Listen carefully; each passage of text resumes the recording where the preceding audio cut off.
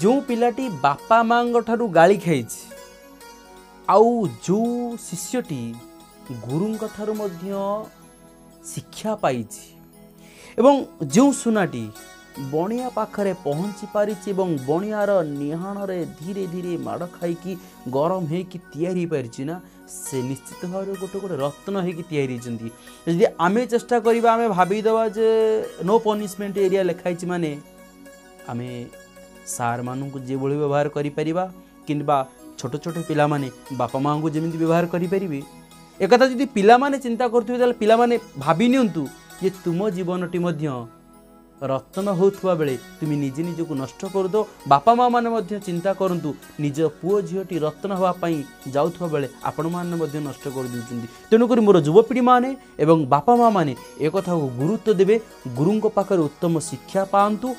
बापा माँ ठारू उत्तम गाली खातु एवं चिंता करूँ निजक उत्तम भाव।